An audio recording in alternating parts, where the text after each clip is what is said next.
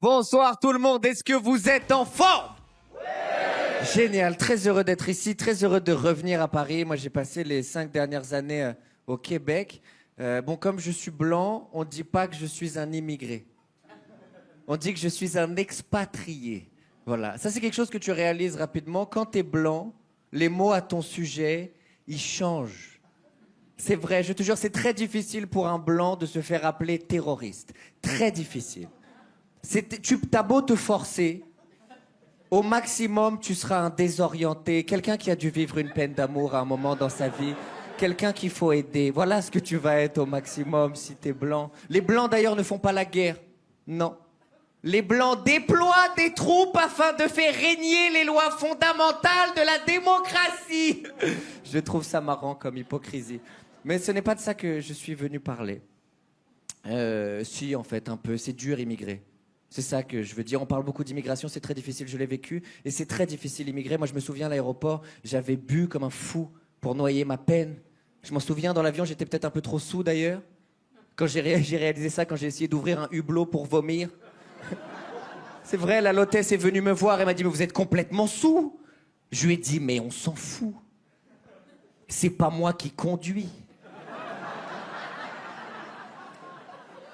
Elle m'a dit « Justement, sortez du cockpit, monsieur, s'il vous plaît. » Je lui ai dit « Attendez, je finis ma cigarette. » Et on en reparle. Elle m'a dit « C'est interdit. » Je lui ai dit « On peut pas finir les cigarettes ici ?» Ben, j'éteins elle, j'en commence une autre. Promis, je ne la finis pas. Elle m'a dit « Ah, faites-moi l'amour avec votre arrogance. » J'étais « Ah ouais, ok, je m'en souviens pas de ce voyage. Ça se peut que j'ai un peu romancé, ok? Mais à mon avis, c'était sexuel. Quand je suis arrivé, j'avais des menottes. Il s'est passé quelque chose. Là, dès que j'ai atterri, j'ai compris à quel point c'était difficile immigrer. J'ai été confronté à Montréal à des choses que je n'avais jamais rencontrées dans ma vie à Paris. Le civisme. Jamais. Les professeurs nous en avaient parlé, mais ça reste du domaine de la légende. Personne n'en a vu en vrai ici. C'est un mot ici, d'accord? Je sais, je vais vous dire quelque chose. Ça peut paraître surprenant pour des Parisiens, mais je vous jure que c'est vrai. À Montréal, les gens font la file d'attente pour le bus. Ici, c'est inconcevable ici. Mais en gros, à Montréal, la première personne qui arrive à l'arrêt de bus, c'est la première personne qui rentre dans le bus. On est tous ici très bien placés pour savoir qu'à Paris, la première personne qui rentre dans le bus, c'est celle qui a le mieux calculé où allait s'arrêter la porte du bus.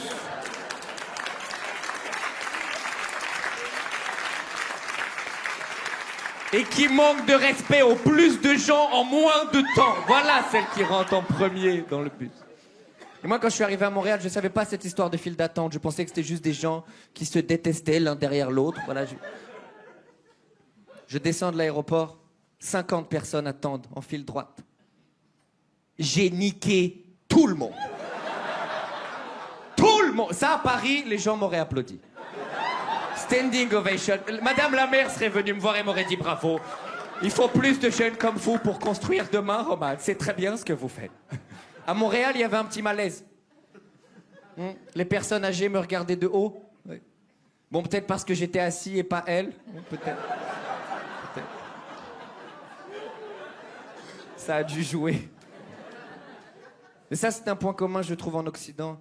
Je trouve qu'on ne prend pas assez soin de nos personnes âgées. Voilà, je vous le donne comme ça vient. Je trouve qu'on devrait faire plus attention à nos personnes âgées, c'est très précieux. Et moi, d'ailleurs, c'est l'une des raisons pour lesquelles j'ai très hâte d'être vieux. Très, très hâte d'être vieux. Je vous le dis, j'ai très hâte pour me venger. Je vous dis, moi, à la seconde où je vais avoir 80 ans, la vie va devenir un désastre pour tous les autres êtres vivants sur Terre. Je vais me permettre des choses incroyables. Une fois par jour, je vais faire semblant de décéder sur un inconnu. Une fois par jour, juste pour faire des rencontres. Mais j'ai eu peur, monsieur, mais enchanté. Il faut voter, c'est important, hein. Ça va être fou. Je vais me faire tatouer le dos de la main ici. Et je vais écrire « Bouge de ma place d'autobus ». Puis je vais rentrer dans le bus comme ça. Et je vais le montrer aux gens assis. Et je vais tendre le doigt. Et sur le doigt, il y a écrit « S'il te plaît ».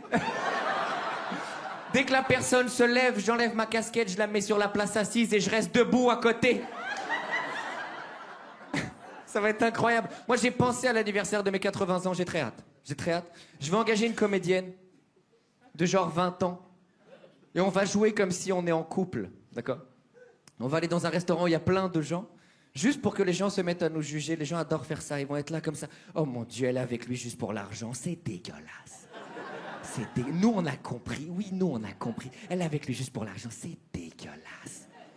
Dès que tout le monde s'est mis d'accord pour nous juger, je veux qu'elle se lève, qu'elle pète un câble et qu'elle me dise « Mais tous les jours, tu me demandes de l'argent, Roman !»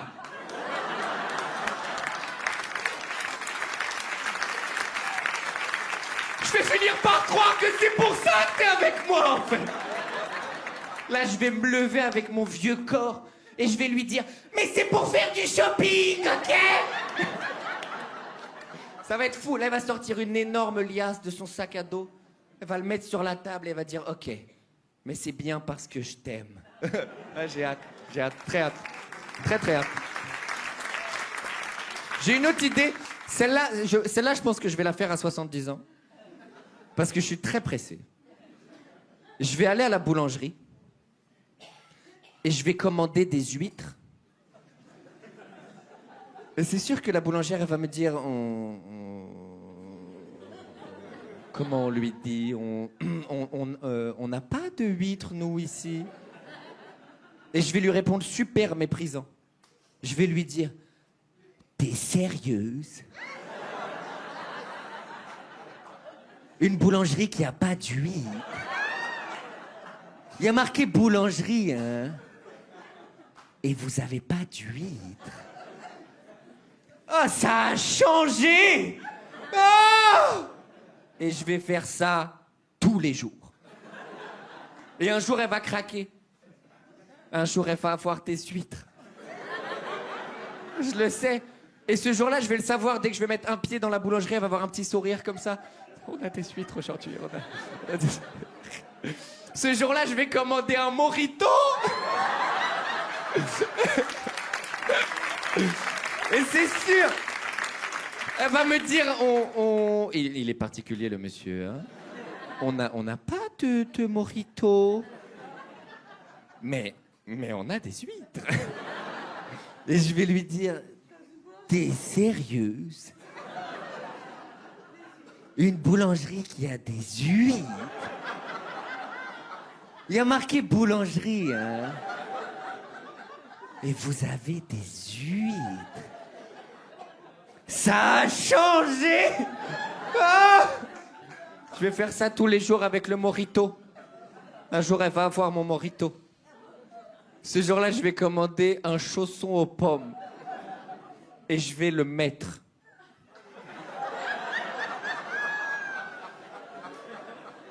Je veux qu'elle parle de moi à sa psychologue, ok? C'est ça mon objectif, ok? Merci tout le monde de m'avoir écouté. Je vous souhaite une excellente fin de soirée. Merci énormément. À bientôt.